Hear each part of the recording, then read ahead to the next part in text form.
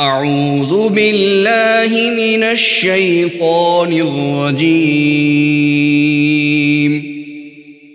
بسم الله الرحمن الرحيم. والفجر وليال عشر والشفع والوتر والليل إذا يسر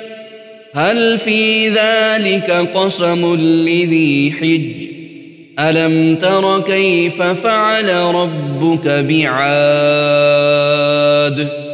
إرم ذات العماد التي لم يخلق مثلها في البلاد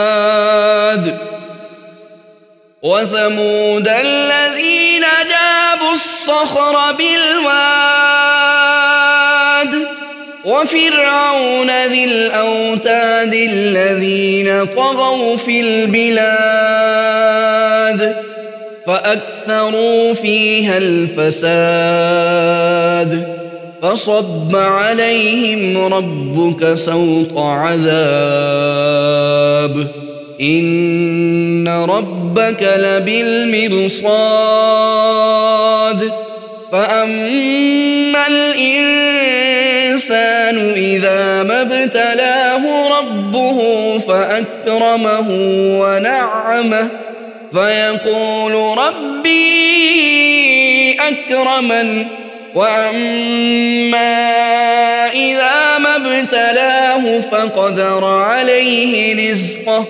فيقول ربي أهانن كلا بل لا تكرمون اليتيم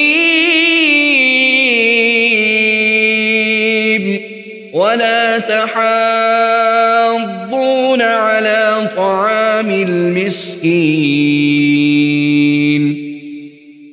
وتأكلون التراث أكلا لما وتحبون المال حبا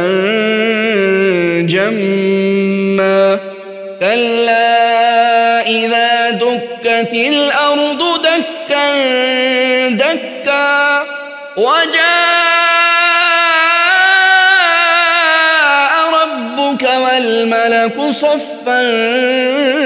صفا وجيء يومئذ بجهنم يومئذ يتذكر الإنسان وأنى له الذكرى